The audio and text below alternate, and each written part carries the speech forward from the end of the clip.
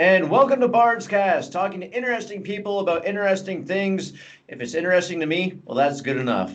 I am Carlin Bardsley, and I'm joined by an old friend of mine, and who I'm very excited to see and to speak to again. Known this guy a lot of years, covered a lot of fights together, and had a lot of fun. The one, the only MMA odds breaker zone, Adam Martin. How you doing, Mark? What's up, Carlin? Man, good to see you, man. It's been a while. I haven't seen you in person in like probably 3 or 4 years now.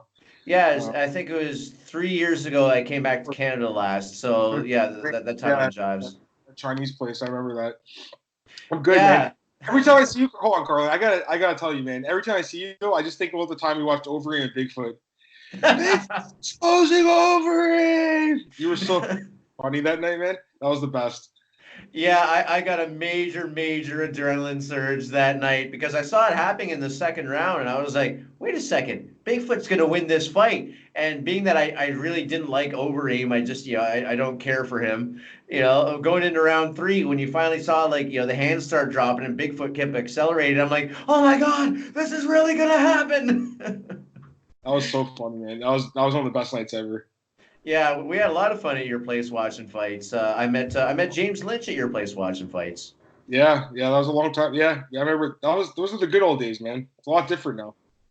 Yeah, that's interesting. How is it different now? I mean, like I'm pretty far removed from the game, as you know. So what's the read? What's being an MMA journalist like in 2019? I don't know. I just feel like we don't have those like meetups anymore as much as we used to. Like the hangouts where it wasn't just because this was our job; it's because we actually like loved the fights and we just hung out as buddies talking the fights. I feel like that's the one thing that's missing. Like I feel like now it's all about just working and that's not a bad thing. That's a good thing. Don't get me wrong, but that camaraderie that we used to have, man, is just it's not there anymore. I feel like us, like we were kind of like the OGs of like Ontario MMA and Canadian MMA in many ways.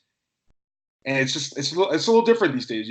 I still love it though, Carl. I still love it, man. I've been doing this grind for a long time. You've been doing it, I think, even longer than me. So it's been a long road. But it's like in any form of life, and things will change. Like things evolve in good and bad ways. I'm not complaining. I like what's going on, but let's be honest, Carl. It's a little different than the good old days, man.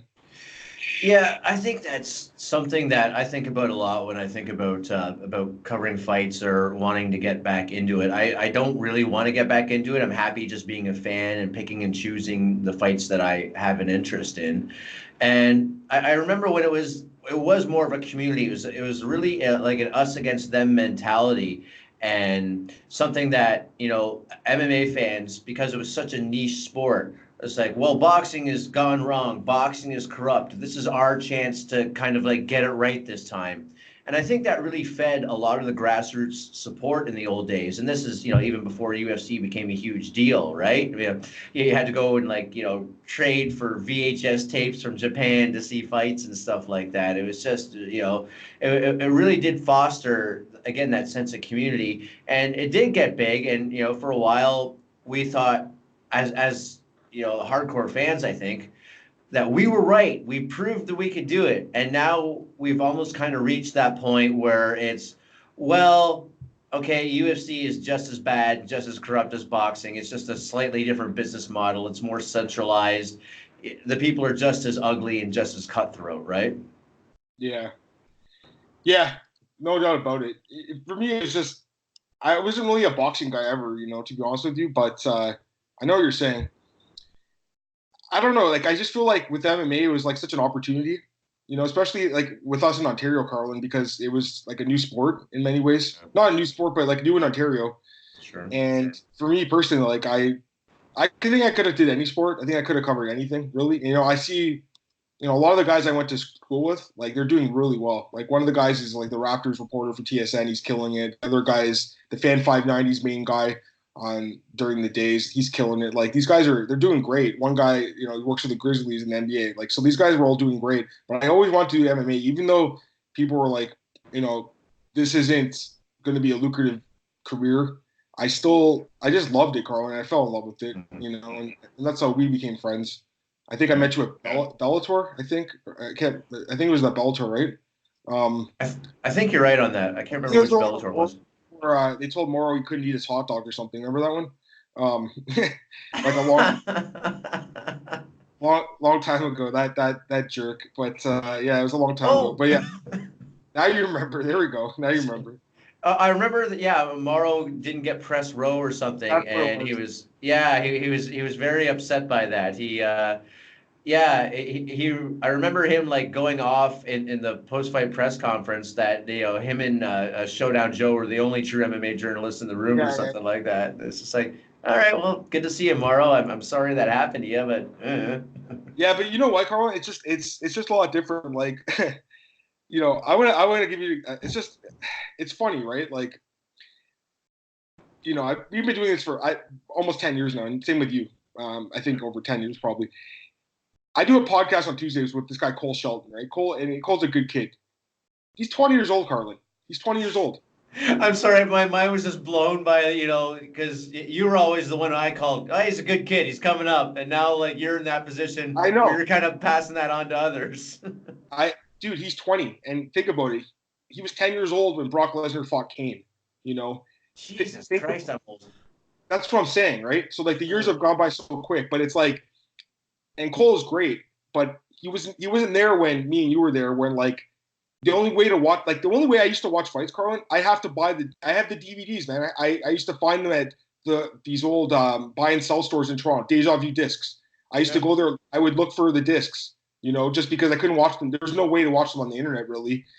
You'd have to go, find them from a friend or something, or buy them. So it's crazy how much the sport's changed. But I was thinking about it yesterday. I was talking to Cole, and he's like, oh, 20. He goes, oh, I'm excited to go to Vegas when I'm 21. I go, what do you mean? Because I'm 20, dude. I'm like, what? I've been doing the podcast with this kid for 6 months now, and he's great, but I couldn't believe it, Carlin. Like, and you thought I was a kid. I was 23 when I started this, or something. Yeah, no, 22, I guess, but it's even younger, right? So it's crazy, Yeah. man. Yeah, the only constant is change. I mean, you look at guys like Cole or like little Nicky Baldwin, and you're like, Yeah, yeah. yeah, I just like these are the kids that are taking over now, right? I know, it's crazy, right? Goddamn whippersnappers. I know. I feel like an old fart now, man. I'm like complaining about the wind. Yeah, exactly. I'm this far away from like having like my own meme where it's like old man yells at cloud kind of thing, Exactly. right? That's what I was thinking about the Simpsons thing. Yeah, exactly. Yeah, but yeah, Nicky's always he's a really good kid. He's got a good head on his shoulders, and it's funny though because whenever I talk to him on social media or wherever, I try to make a reference, and it invariably just whoosh, right over his head. I'm like, God damn it, fuck! You mean you never watched Cheers or something? Yeah, that's even a little bit before me, but I remember watching a little bit as a kid. My parents used to watch it, but even that's a little bit before me. But I mean, you're right. The only constants change, so you got to Yeah, accept. and just when you mentioned Morrow, it occurred to me, another name popped into my head, Paul Lazenby, because, you were, I think, the second guest on the old NSS show, and Paul was the first, and Paul was actually the first on my old Vancouver radio show as well. I got a weird feeling he won't be around for this trip, but that's fine. But it's funny how you see the people in this business, and the names and faces always change, but kind of the song remains the same.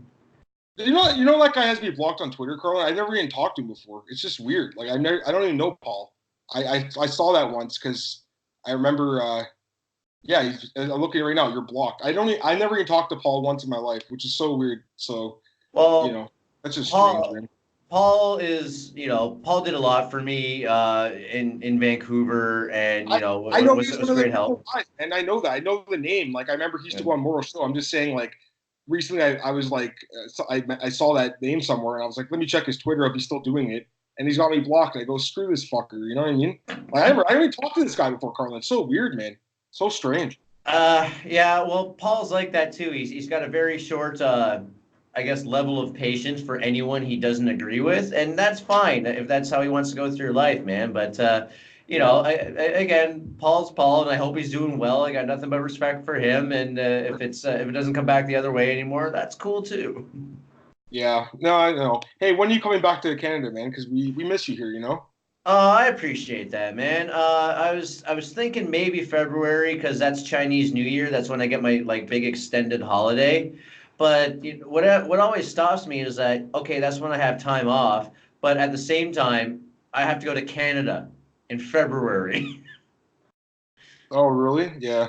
Yeah, it's not the most fun time to be in Canada, man. Like I've kind of gotten acclimated to the True. climate here. Yeah, You is it know. so it doesn't snow there ever? Like ever? No, you might find like a little bit of dusting like on the mountain peaks in the dead of winter, and that's about it. But honestly, I don't miss snow. Snow for me was Yeah, I awesome. hate Yeah. I'm not gonna lie, I'm like I'm a true Canadian, but that's the one thing that when I was a kid I loved it. I used to love snow, making snowman, jumping in the snow. And now I'm like, all right, is this gonna make my commute longer? Is this gonna make my drive longer? You know, am I gonna get in an accident? That's all I'm worried about these days. I'm not looking forward to the winter, man, at all. Yeah, like I like it between Christmas and New Year. It's scenic, it looks pretty, it gets you in the Christmas spirit and all that. But the entire rest of the 3 months, you're just like, I gotta fucking shovel this shit again. Yeah, I know exactly. Oh, that's the other thing. I didn't think about that. Shoveling. Ugh. Not looking Yeah. forward to that. Well, that's the thing, man. Here, you don't have to shovel rain. Yeah, that's true. That's true. Yeah. So you were mentioning earlier about Cole being excited going to Vegas. You just had a Oh, Vegas he's trip not going. recently, didn't you? I'm going. He's not Oh, going to you're go. going. He's Okay. not old enough, man. He can't drink. So what's the point? Yeah, yeah. 21 years of drinking age in the States is kind of weird too. I But know. that, Sorry. Go ahead. yeah. Have you been to Vegas before, or is this your first time? First time, Carlin. Have you been? I can't remember. Have you Yeah, been? yeah. I've been. I didn't go for fights. I went for other business. But Business, sure. Yeah, yeah. hey, I was on a company dime when I went down there. But yeah, it's funny because when I went, I was actually very disciplined with my money and with my time and everything like that. And I was there for a week. I was at the Comdex show, the big software show, Oh, and I was really good until about Wednesday night when my boss showed up. Right, he was only there for the Wednesday, Thursday, Friday, and as soon as he gets there, he's like, "Bards, let's hit the tables." And I'm like, "Ah, fuck, I'm obligated now." Right. Vegas sneaks up on you, man. But one cool thing there, like here, is you can drink on the street. I did see that. Carlin. Honestly, I don't drink or smoke as much weed as I used to. Like, I've really cut back on that stuff. Yeah. But I'm sure I'll have a few drinks. I don't think I could smoke there, but I'm sure I'll have a few drinks when I'm in Vegas. Yeah, I couldn't find any smoke when I was there, but that was years and No, it's years cool. ago. It's a good break, anyways. But man, I'm honestly, I'm very much sober these days. Like, not completely sober, but very much sober, Carlin. I feel a lot better, man. I'm not gonna lie. Like, I Cool. definitely had a problem with substance abuse, no doubt about it, man. I mean, all let's be honest, Carl. A lot of us in this business do. We just don't talk about it. Yeah, did you think? Why do you think that is? Do you think it's the constant grind, the Yeah, pressure of the deadlines and stuff like that, the need to wind down after such a uh, an adrenaline based experience in a lot of cases? yeah. I never thought about why, Carlin. Just something I always did. But Well, cheers to it's you. no, I mean, it's not nothing wrong with having a few beers, man. I kind of feel like one right now that you're having one, but it's only 11 a.m. here, so I really should. I Yeah, really, it's late night here, so I'm allowed. oh, you're allowed to, but I don't know, Carlin. Just yeah, I think the like just the monotony of being a journalist. I think a lot. I think a lot of the times it's kind of a lonely thing too. I think especially like I have a girlfriend now, Carlin, but I didn't for years. And like the only girlfriend I had was my Mary Jane and my moose heads. And And they're I think always there for you, right? they're still there. I mean, they're always wanting to get into action, but yeah, I think that just like you said, the constant grind. Your work. I think people that are in the business, like I'm still working 7 days a week most of the time. You know what I mean? Like it's just a grind, and I'm not complaining. I really enjoy it, and it keeps me busy. But there was a lot of times where I just felt like bored too. And it's like just needed something to get through, and I know for a fact that a lot of other journalists are the same way. Yeah, well, especially with marijuana being legal in Canada. I mean, like it's super hyper mega illegal in Taiwan. Like it's Yeah, absolutely ridiculous that the marijuana laws here. Like, so I risk being deported. So I've stayed away from it. But I think I left Canada really the wrong time because I leave and then all of a sudden Trudeau gets in and it's I illegal know, now. What was and I thinking? I'm pretty sure that was the reason he just snuck in on the last election too. I think that was a big thing. Personally, I think people remembered that, and that could have been the difference. Just my opinion. No, I don't want to get into politics though, because I'm not a political guy, and I really hate talking about it. But it just happened like 2 days ago, so I think it was worth mentioning, anyways. Yeah, Trudeau back in, and you think legalizing the weed was the main reason? I mean, I can't speak for other people, but for me personally, yeah, that was something that I thought was a good thing. Even though I don't really smoke anymore, I still thought it was a good thing to have it. Sure. Yeah. Yeah. Speaking of weed, have you seen Mike Tyson's podcast? No. Why? Does he smoke up during it or something? Or It's called Hot Boxing, and dude is just oh, stoned off his tree all the time, dude. yeah, no, I don't know. I'm not a huge I don't know. I'm not a huge Mike Tyson fan, anyways. To be honest with you, man. Not Yeah. I don't. Well, That's I understand that, but like this, Mike Tyson to me is like in the third act now, where he's like kind of a redemption story. right, Uh, right. he's kind of like found peace with himself, found peace with the world, kind of thing, and he's just you can tell he's a very different guy, and I think it's cool to see. You're a big hip hop guy. He's got a lot of hip hop Yeah, people on the show, so you might enjoy it that way. But yeah, I don't know. I was always like Mike Tyson is kind of an example of an evil person back when he was younger and getting in trouble and doing the things he did. I look at Mike now as an old man and I don't see that in him anymore, right? So right. yeah, you might want to check it out. And he's got good guests because who doesn't want to talk to Mike Tyson for a half hour, an hour, right? So Yeah, no, for sure. Maybe I'll check it out. But I don't know, man. I just feel like with some of the stuff he's did in the past, I feel like people give him a pass on it, but I don't know if they really should. But that's just me. well, what I'm learning as I get older is you have to be willing to forgive people, right? Fair And point. everyone's timeline for that is different. So I'm not saying, X person should forgive Y person right now. It all takes time. But, you have to give people a path to redemption because really, at the end of the day, we've all done shitty things, and maybe not the same shitty things, but we've done True. things we regret and, we would like to be forgiven for, basically, right? Yeah, that's fair. No, you're right. So, what other podcasts are you listening to these days if you're not into mics? Podcasts? I mean, my own. I gotta plug my own here, man. The MMA, dude, Carla, I do a podcast Monday to Friday, man. So I'm doing it 5 days a week. Right Six, on. yeah, 6 podcasts a week. They range in time. Usually they're about 15, 20 minutes, and then I do the preview show that's about an hour. But yeah, so my own. I gotta mention my own. Sure, yeah. No doubt. Plug away. Yeah, you know what, man? I some other sports like baseball podcasts I like listening to. Like even though I don't cover baseball, I still love it as a sport. And right now we got the World Series going on. Yeah. As far as MMA podcasts go, I mean, I check out James's sometimes, and sometimes I'll check out Ariel's, but I feel like it's kind of, I don't know, I'm kind of tired of him. I don't want to say tired of him. Ariel's great, don't get me wrong, but sometimes, I feel like people feel like that's the only podcast out there, but there's so many other podcasts out there in the MMA sphere that they don't get enough love. So I kind of just, I'm like, hey, he's getting enough views. Let me watch something else. You know what I mean? So I'm always looking for new stuff. But I don't know, man. I don't know. I can't think of anything else at the moment for some reason. No. Yeah. Well, here I'll plug my shit to you then. I just did an interview with Luke Kumo. You should check that out. Yes, I saw that. That's awesome. I haven't checked it out yet, Carl. I will check it out maybe today if I can. Um, I only remember Luke from Ultimate Fighter, and here's the thing: a guy like think about it, dude. Cole was 6 years old when Luke was on Ultimate Fighter drinking piss. Cole was 6 years. My neck just went out. I know. Anyways, that's all I remember from Tough when he drank his piss. That's all I remember. Yeah, well, Luke's been through a lot. Like that was, Yeah. again, we talk about like celebrity or life or whatever being a three-act play, right? That was kind of Luke Kumo's first act.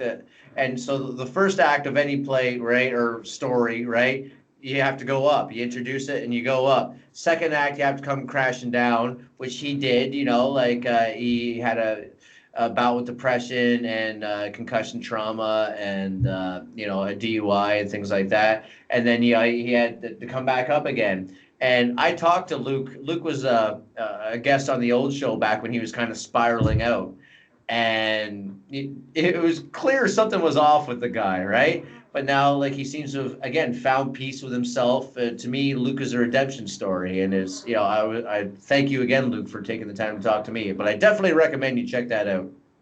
I'll check it out, man. I know, Carl, I was supposed to do it this week. I just been busy. Like I told you, my Sure. sister's she's expecting I'll be an uncle for the first time, so that's been kind of That's on my exciting. mind.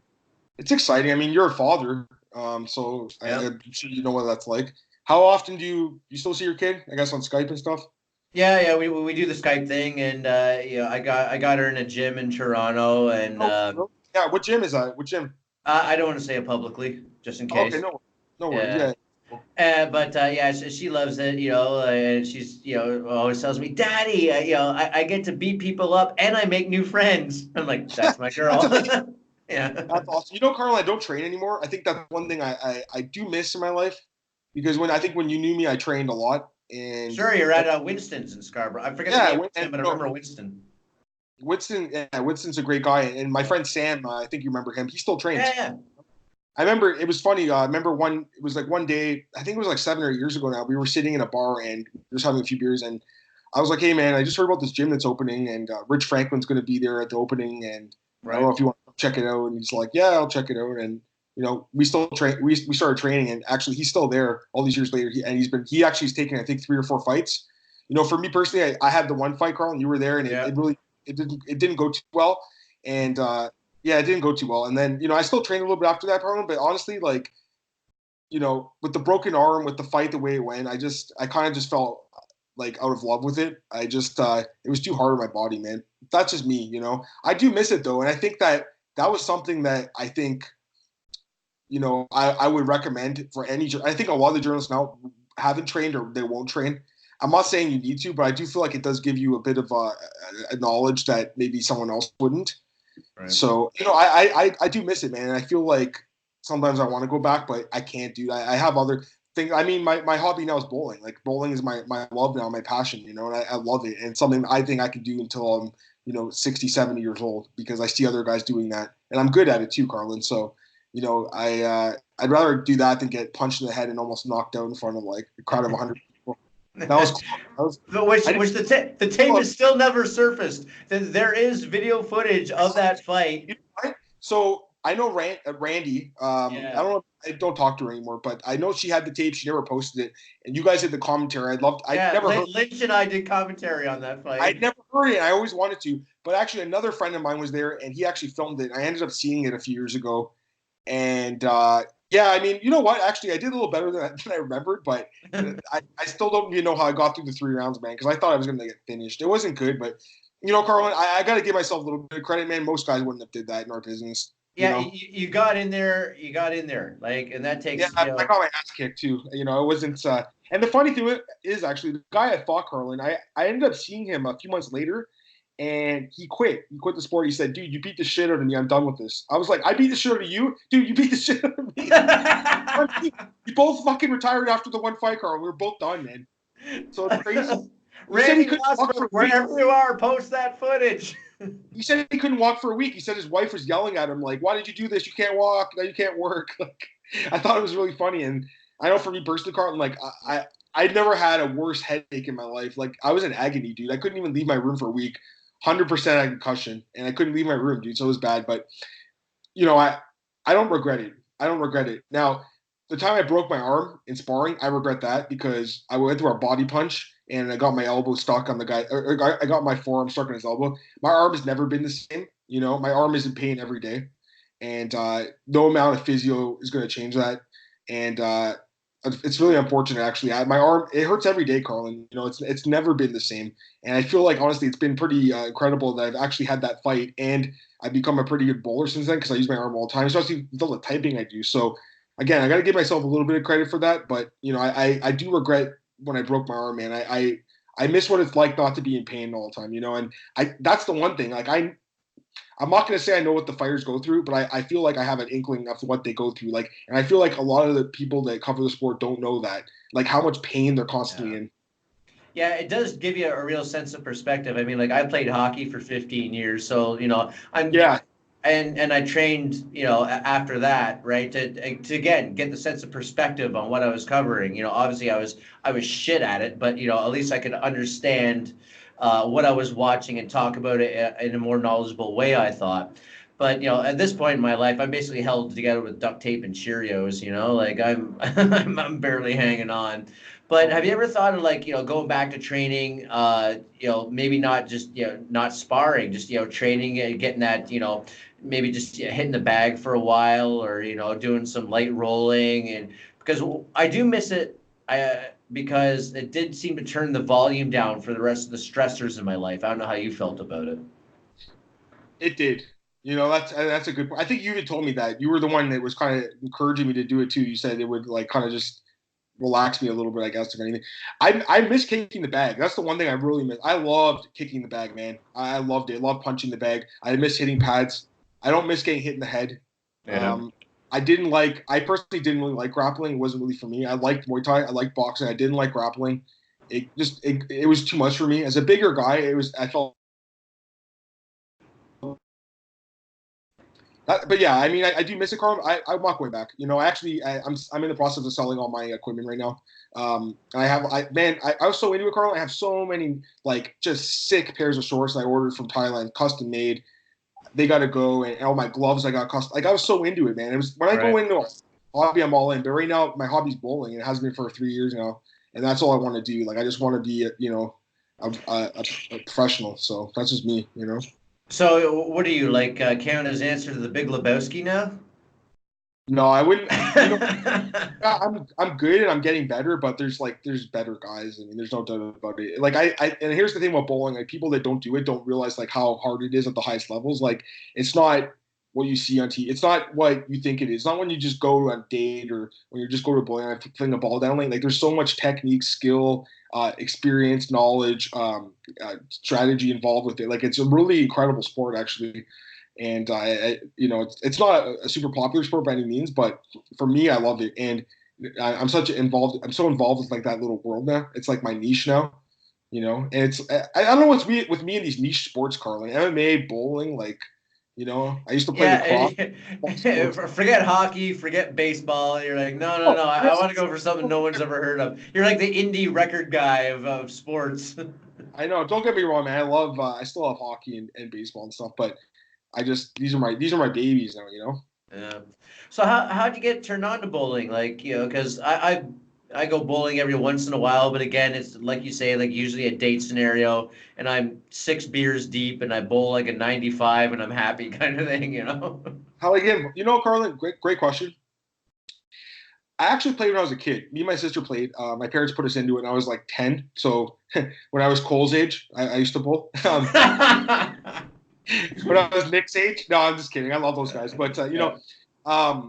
I played for a little bit. But the problem was I played for like I think a year or a year and a half or something. There was a really nice bowling alley in Scarborough where I've grown up. I live in Pickering now, actually, Carlin. I don't know if Oh, you haven't really? been. Yeah, I Oh, live in Pickering now. Yeah, yeah. that's cool. And My brother's out that direction, so next time I'm back, yeah, you're a stone's it's a throw little, away. I like the Durham region. It's nice out here, man. It's a little bit more quiet, a little bit more chill. And I'm right beside Scarborough, so I still go back to my old neighborhood sometimes. But yeah, we played a little bit. And the bowling alley closed down. And at that point in my life, I was like 10, 11 years old. I just wanted to play Pokemon and I just wanted to play Mario and I didn't want to play sports. So I just stopped. And I think it was like only 3 years ago now, actually. Yeah. My sister was just like, hey, do you want to go bowling? I'm like, bowling? Like, we haven't been in years, right? Ended up going and I'm like, oh, this is fun. We started going, going, going. And I just started going a lot, joined the league, bought some balls. I started getting really into it. And I had my perfect game last January, which was for me a big accomplishment. I mean, not Hey, everyone. way to go, Homer. Yeah, no, not everyone shoots a perfect game. It's hard to do. I mean, obviously, Yeah. I haven't got another one yet. I've been close a few times. I was close last night. I almost had one last night, but close but no cigar. But yeah, I mean, I've had the one, and that really kind of just like I'm like, man, I could actually maybe do something good with this. But last year was a really tough year. I think I bowled a little bit too much, but it wasn't that. It was just like I was doing this so much. Like my grandmother died and my dog died within a 2 week period back in February this year, and it fucked me up so bad, dude. I'm still screwed up. I'm not gonna lie. Like I'm really screwed up because I live with my grandma and my dog. So two people in our house died, and that was just it messed up everyone. So I feel like last year was just a write off, but this year I've really taken like a step forwards. You know, I just know that they wouldn't want me to dwell on it. Not that I was dwelling on it. I was just sad because anyone would be, when Sure. you lose like family members. But I Yeah, feel grief like is a process, man. it takes a while, man. For me, Yeah. I tried to stay busy as much as I could. Everyone in my family dealt with it in different ways. Like we were very close to my grandmother, so it was tough. But anyways, just getting back to your question, yeah, I mean, last year was a tough year, and honestly, I felt like quitting at some points. I'm like, I'm done with this. I can't do this anymore. I'm so glad I stuck around, Carlin, because now I'm like one of the best guys there. And last night I shot 287 last night, and that was a great game, almost 300. Not, yeah, it's a good game, so I'm happy with it, man. And I'm trying to. I made a little bit of money last night too. If I can make a little bit of cash doing this, being like the hustler, I'm like Paul Newman now, but the Paul Newman of bowling. It's pretty fun. You're kingpin.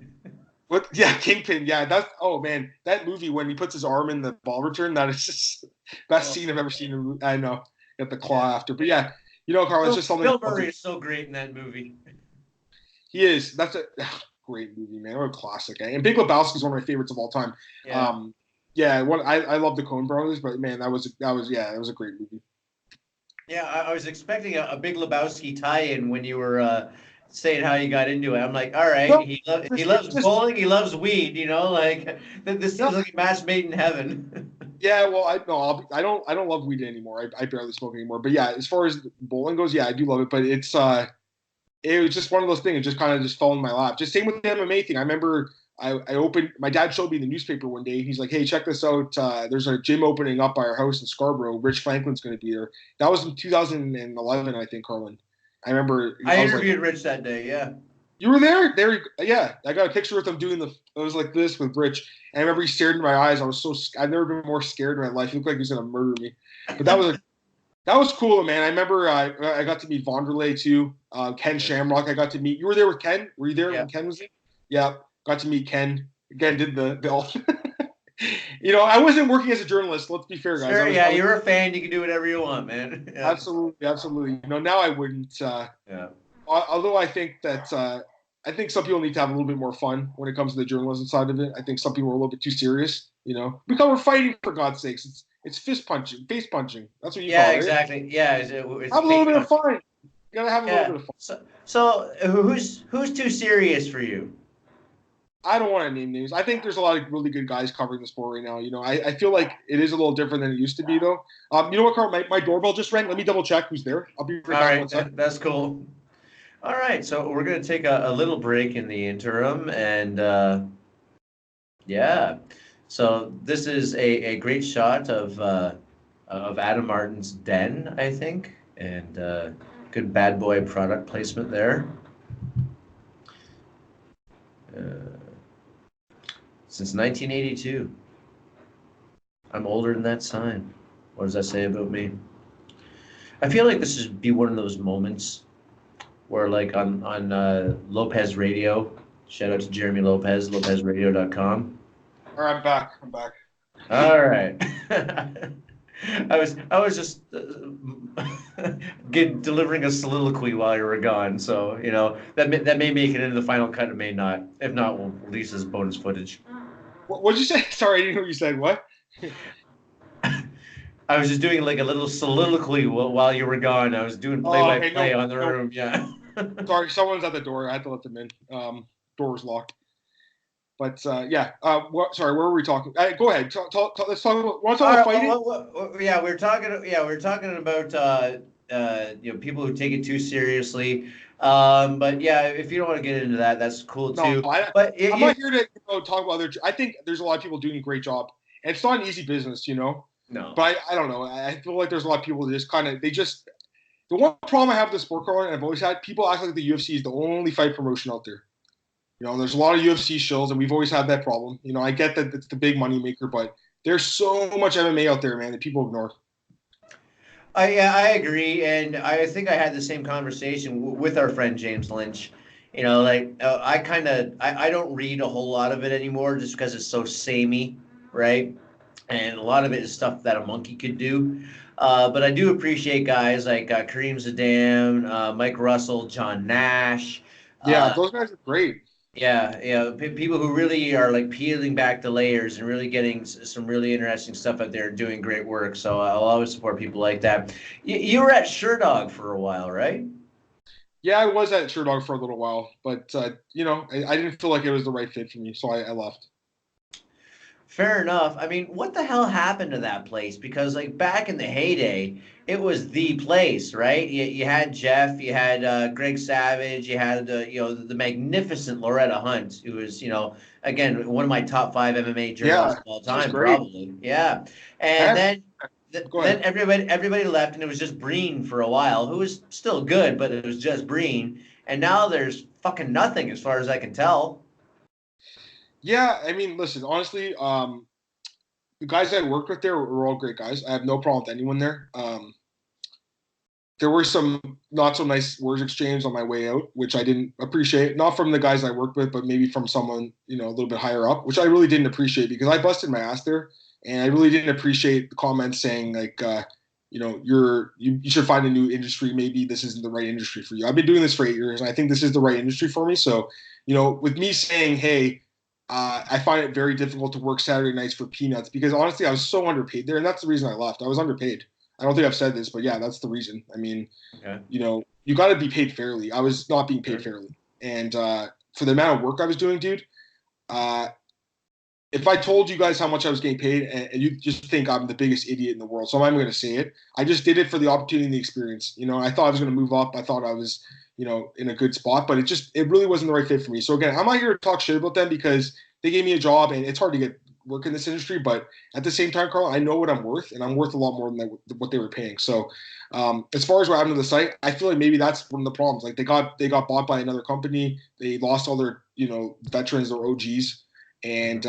and they brought in some guys. Like I said, the guys there are really good. I'm not going to say anything about them. They're all really good, and they were all nice to me. All the guys I work with are nice to me. Just a couple of guys at the top weren't too nice, but that's okay. For me, working for a site like Shore was cool because that was one of the sites that I grew up with when I was when I was new in the sport car, when I was 20 years Right. old. That was one of the sites that I loved. I really loved Sherdog. The Fight Finder is still something I go to every day. I love the Fight Finder. That'll always be their calling card, the Fight Finder, right? But just because I liked the site, it had that nostalgic feeling doesn't mean it was the right fit anymore. Um, so as far as what happened to it, I can't answer that question because I wasn't there long enough. But I just know personally, it wasn't the right fit. But I like where I'm at now. I'm still an oddsbreaker. Nick is Nick's the man. Nick's always Yeah. treated me. Yeah, Nick's Nick's always been great. I have no complaints about it. Like because I worked for Nick doing parting shot with Lynch. That's right. Yeah, Yeah. So and Nick was always extremely fair, and yeah. he's if he says he's going to give you X amount for X amount of work, he keeps his word, and you can't ask for more than that, right? Nick's great, and I always love working for Nick, and I hope I always work for him. He actually just got a job at the UFC. I think did you hear about that? Or No, I didn't hear about that. he's moving to Las Vegas very soon, so he's actually he's doing their gambling show with that guy Brendan Fitzgerald, and who's a great commentator by the way, and this guy Johnny the Greek. So Nick. I think Dana White made the final decision from what Nick told me. I don't think this is a secret. Dana White's even put it on his Twitter. He put like welcome fight odds or something to the UFC or something like that. So it's great for Nick. Hopefully the site stays around. I mean, everything I've heard is it's going to stay around. So I'm happy about that. But yeah, I really like there. I'm still at MMA ratings. It's a small website, Carlin, but I've been there. It's my longest job I've ever had in my life. I've been there since 2011. The day I got let go by the score, Michael Right. from that, he reached out to me and hired me. And that was in 2012. So I've been there for almost 8 years now, I guess, which is crazy. The time's gone by really fast. But I those guys, same thing. Never missed 8 years, Carlin. Never one missed payment. Always paid me. Yeah. And Yeah. that's the thing I think in this business. You know, sometimes it's like pulling teeth trying to get the money that you're owed. And I feel like for I that. agree. And then I'm at BJ Penn too. You know what, Carlin? I think for a long time, BJ Penn was like a butt of a joke in the MMA community. I think the website was not a good website. I think there were some people running it that weren't very good, and the journalism was very shoddy. But the last few years, they've hired some great guys, and they got me on now, and I loved it. And you know what? They treat me so good there, and I think the pay is pretty fair too. So I'm happy with them, and I really like working for them. They're basically like you can write as much as you want, Adam. You have free reign. Write as much as you want. So you can't ask for more than that, Carlin.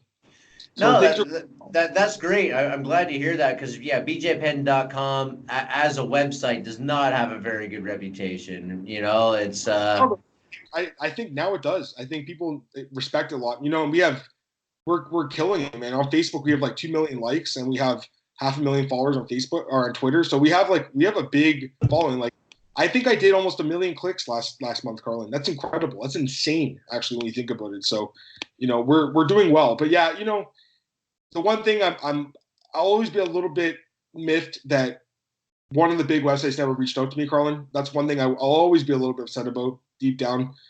That Junkie or Fighting never reached out and was like, "Hey, we need to bring you on," because I am one of the best guys in the world.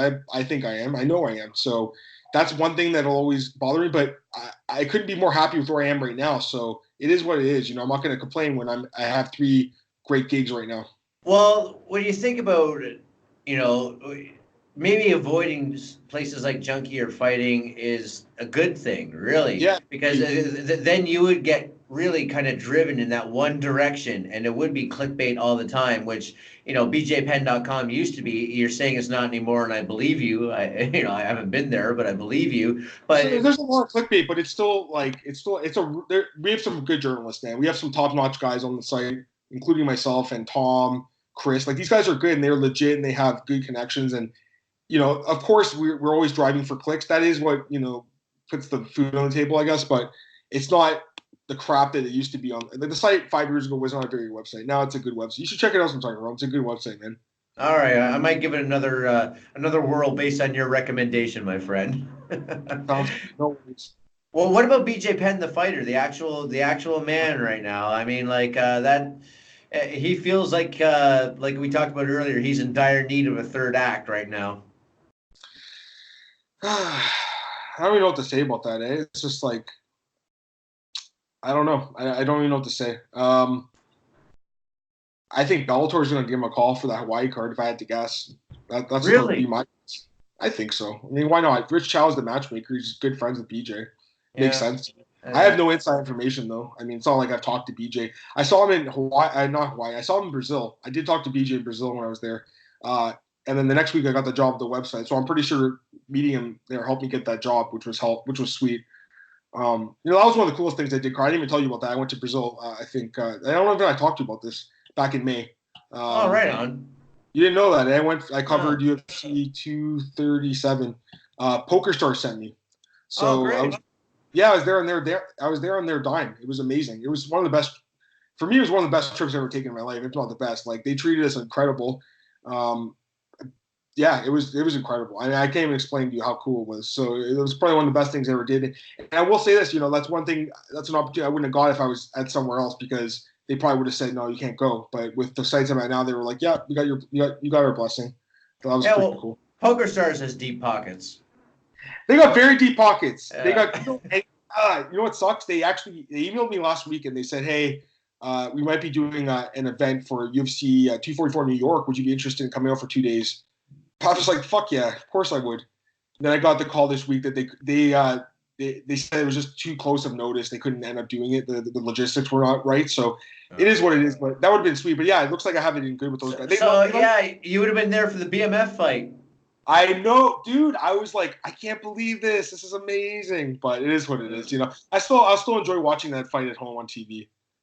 I'm super excited for it. Like we've talked about here, I have a couple of friends who are into fighting and like doing like we call it third man in the booth, right? Because it's usually me, my friend Timmy, who's you know, a very knowledgeable fight guy, and our friend Dan. You know, Dan's like a brother to me, but Dan pretty much just gets messed up on you know, while we're watching and makes stupid comments. So we call it third man in the booth. We're thinking about doing like a budget Rogan fight companion for the fight or something like that. That's funny. Yeah, it could be fun, but I'm really excited. Nate Diaz is pretty much the only must-see programming for me in UFC right now. I mean, I don't even think Nate or you know, Dana White rather realizes how popular Nate is, right? Nate's a big draw, man. People want to read about Nate. They want to see him fight. It's good to have him back. Yeah, you know, the Diaz brothers to me were always like the free range humans, right? Mm. They really don't give a fuck. This is not an act. This is just them 24/7. Yeah, and I miss watching Nick fight, man. Nick was one of my favorites. At this point, I don't even know if he'll ever fight again. It's been a while. It's been 4 years since he fought Anderson, so it's been a while. But I loved Nick, man. He was one of the OGs. Another guy, OG Carl. Like when I got into sport, like one of the first fights I saw was when he submitted Gomi with the Gold Plata, and I was like, wow, this is what a cool sport this is. That's the kind of stuff that got me into it, man. It wasn't so much like the smack talk, like the McGregor era, which is not a bad thing. I'm glad there's new fans, but for me, Carlin, it was seeing these techniques that I've never seen before in my life. And to be fair, I was when I was a kid, I was a wrestling fan. I was a big wrestling fan. Loved WWE, loved WCW, loved ECW. I know you hate wrestling. I don't watch it anymore, but I think that the fact that I used to watch that, I think got me prepared for the UFC, for the real thing. Guys, it was too. Once I found it was fake, I remember the day my dad told me wrestling was fake. It was like the day he told me that Santa Claus wasn't real. I felt absolutely ruined, Carl. I couldn't believe it. I was like, "What do you mean it's fake?" No, it's not. He's like, "It's fake, man." I'm like, "No, it's not." We used to love it, but yeah, once I found it was fake, I didn't like it as much. I guess I was probably like 10 at the time. I don't know how old I was. I wanted to believe Uh, it was real. I think we all like watched it as kids, but even me watching it as a kid, I knew it was not on the level. I'm like, why do they bounce off the ropes when they hit the ropes? Like that was always something I couldn't wrap my head I around. didn't But want to believe it, man. I didn't want to believe it. That's all, you uh, know. yeah, but I was like, I was big into like He-Man and G.I. Joe and stuff like that. And for me, this was like live action He-Man. It was like, instead of He-Man and Skeletor, it was Hulk Hogan and the Macho Man or something like that. Yeah, Yes, and so I don't have anything against wrestling per se. Where I take issue is like people who should know better, thinking that MMA should be wrestling and vice versa. Right? That's what really bothers me, right? Or it's like, oh yeah, well, Brock Lesnar came over, so they're the same. Well, no, think a little bit harder. You're taking a real shortcut to thinking there. yeah. Well, that's me. But anyway, you said you made some money bowling. So what is that? Is that you're winning tournaments or like you're hustling folks or what's happening there? There's just a lot of like side action going on, man. I can't explain it. It's like high game, high series, match to match, like a guy, like one-on-one matches, team match. There's a lot going on there. It's fun. It's not like it's crazy amount of money, but I think I'll get there to the point where some of these guys are pulling down, a few $100 a night, which is pretty good money. You bowl a few times a week, you can make good money. I mean, it's obviously not the government doesn't have to know about that money, Carlin. Yeah, exactly. I wouldn't tell them, but yeah, no, it wasn't. I'm at this point, I'm still not making a profit. I'm still paying, but that's fine. Um, I still love it. You want to talk about some fighting though? You want to talk about some fights, Carl? I feel like we don't talk about fights anymore. I do. I want to get to Greg Hardy in a bit, but I want to stick with the money for a second because we'd mentioned Poker Stars, MMA odds breaker. You've always been known as a kind of a gambling guy, right? So I just wanted to ask you, like like fucking uh, how how did you ease that transition? Because I think you went from a fight guy to more of a gambling guy. At least that's how I viewed your progression. Is that fair? I think that's fair, but it wasn't like it was by choice, really. I mean, that was the only option I had at the time. It was the only job that I had, right? Once I left the score and kind of had to like find something quickly, that was what I kind of just found the niche of. And I enjoy it. I like talking about the odds. I like talking about betting. But that's something that I personally struggled with for a while. And made a lot of money and lost a lot of money, Carl. Lost a lot and had a lot of sleepless nights, man. And for me personally, it's something that is just purely a hobby now and not something that I would look at as a something that I'm going to use as my career or my main source of income. Where like I used to think that way. I was completely addicted and hooked, man. I'm not gonna lie. I don't talk about this too much because I like to keep this kind of private because it honestly could have ruined my life. And I'm glad I bounced back. But there's a few years of my life, Carl, that were just me drinking, smoking, and gambling, dude. The three devils, just the three addictions, just crushing me, and it was hard to stop. So, you know, at this point, it's just something I enjoy as a hobby. It's not something that a lot of these guys are, they make their living off it, and that's great. And I thought I could be that guy too, but for me, I'm so trigger happy, Carlin, and there was never enough. I could never win enough. You know, if I won 1,000 or 10,000, I was never happy, and that's why I ended up losing it. So it wasn't for me. Like I said, I still enjoy talking about it and writing about it, and I'm good at picking the fights, but I'm not as crazy as I used to be. Some of the bets I've made, like looking back, I just laugh at myself and can't believe what I was doing, you know. But live and learn, man. I was a young guy, I was making mistakes, but it's life. Yeah. What's the most you ever won? Because I remember years ago that you sent out that tweet like, I just won life-changing money or something like that. Yeah, and I really shouldn't have said that. I regret doing that. It wasn't. I was just happy, but I shouldn't have said that publicly. It was dumb. I don't talk about anything in my private life publicly anymore. You know, I keep that all to myself. Sure. But again, when you're 25 years old and when you're on a alcohol fueled binge and you're basically in Vegas winning a shitload of money, what's the most I won? I mean, way in the five figures. I mean, deep into the five figures. But what's the most I've lost deep into the five figures too? So there was nights where, and Carl, overall, man, it didn't work out too well. And it's my fault. I could have did really well in it, but for me again, it was something where it didn't matter how much I won, Carlin. I was never happy. If I could win $10,000 and I wouldn't be happy. I'd want to win 20. I'd want to win 30. And then I'd lose it and feel like shit. So it's just better that I stay away from it now, man. Yeah. Did you find yourself chasing it? Because a lot of gamblers talk that way. Chasing, yes, yes, yes, yes. I mean, I could write a whole book on this, man. There was like literally, Carlin. There was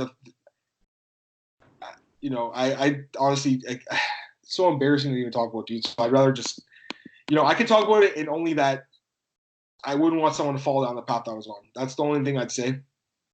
Well, you might help someone by explaining the path you're on and guiding them not to follow that. That's Just my know only thing. you got to have a limit. You got to have a limit, and it's so hard to know where that limit is, especially when you're doing so well. You know, but everyone's in a different situation. Me personally, Carlin, I'm very regretful of what I was doing because it was very reckless behavior. And at the time, I didn't know any better, and that's all I can say. But I'm a different person now, and I don't do that anymore. I have other things in my life that are more important than chasing the dollar. Listen, making money is so important, but losing it feels like shit, man. You don't losing money feels worse than what winning money feels like feeling good. I'll say that. So the highs and lows, I feel like you have to have a limit. You want to throw a few bucks on the fights or even a little bit more than a few bucks, sure. If you can have a limit and have a nice, solid way of doing it, a strategy. But when you're like me and you were just getting drunk and stoned and just betting on, once I started betting on women's tennis, Carlin, I realized I had a problem. Yeah, other than Serena Williams, I don't even know if I know any women's tennis I didn't even players. know who they were, so it is what it is. I don't want to talk about it anymore, man, because it just bothers me so much thinking about it. It's in the past. Let's talk about some fights, man. All right, that's cool. I mean, like, I just wanted to thank you for opening up as much as you did Yeah, about it, right? there's other stuff I want to say. If I told people how much I lost, how much I won, if I told people how much I won, they'd be like, "Holy fuck, that's crazy." And then I told them how much I lost, they think, "Holy fuck, you're an idiot." So it's And again, like, the truth balances out somewhere in the middle, right? absolutely, absolutely. So when you see these guys on Twitter saying, "Oh, I won $1 million," they also lost $1 million. I bet you. I don't think anyone's always just winning. No one's ever just winning. People lose too, and they don't tell you about it. Yeah, that's very true. And like we all have our vices, like I'm sure you Yeah, still have yours, I've got mine, like it's it's a fact of life. It's just keeping whatever you're into that is bad for you at a manageable level. I think that's the secret to life at this point in my life, right? yeah. Yeah. All right, so speaking of people with vices, you want to talk about fighting? Greg fucking Hardy this past weekend, after, a lackluster fight, after a disqualification, after a domestic assault conviction, after cocaine, after everything else, this idiot uses an inhaler between rounds, which he has to know is illegal. He said he got a green light from some random observer who happened to work for the commission or something like that. But he has to know it's illegal. Why? Why is the UFC so intent on keeping Greg Hardy around, taking all of this heat? He's not that famous, okay? It's not like Herschel Walker fighting for Strikeforce all those years ago. And Herschel Walker, by most accounts, is a pretty good human being to boot, right? What is the allure to keeping Greg Hardy on the roster? You're gonna disagree with me. I think the guy's a pretty good prospect. I think that's my opinion. The guy's a great athlete, super fast, powerful. He He's a barely beat Fiona Muxlow last time out, right? A big fat Kiwi truck driving lesbian. Was not Fiona Muxlow? No, she fought Cyborg. that's a she fought Cyborg, I think, in Victor, Yeah, right? yeah, that was my reference. Who benches solely, or is that the Yes, guy? yes, whoever Yeah, he was, that was Fiona Muxlow. I agree. I thought that was his worst performance. Some people were saying that was his best performance, which I can't believe. I mean, when you knock two other guys out in 1 minute. Um, I don't know. I think there is some potential there, Carl. He's so young, man. He's 31. Listen, the guy's a dick, and I watch his interviews. He's super smug. He's one of those guys that takes no responsibility for his actions, which I personally think is a really flawed trait in people, and I don't like that. I don't like people who don't take responsibility. That's something that bothers me. It's so bad. But I can see why, dude. I think they see potential in this guy as someone that could be a good athlete and a good fighter. He's still raw in the sport. At the same time, though, I'm shocked they gave him the fight with Volkov. That's a Matt. Like, the guy's never fought in the top 15. He fights a top 10 guy.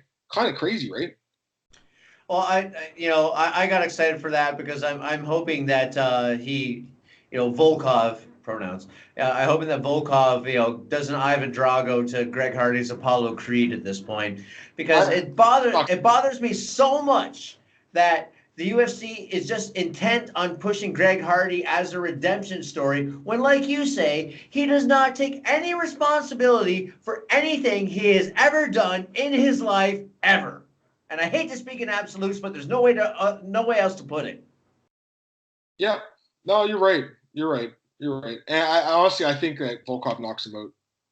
I was looking at the betting odds for that. You want to have the smart bet? I think a good bet's on Volkov right now. I can't believe you opened it like basically a 2-1 favorite. That's just crazy to me.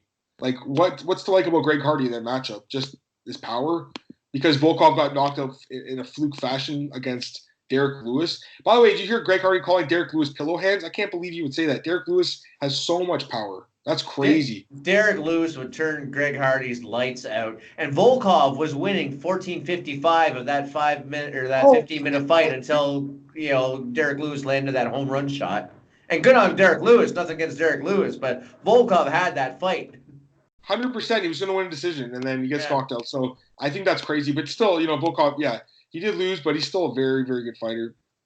And I'm just surprised they gave him such a big step up. Again, I guess I see the potential in Greg Hardy a little bit more than a lot of people personally, but I also see the dark side of him too. I mean, I can see why you're not a fan of him. I can see why a lot of, especially women, aren't a fan of this guy, and that's totally fair.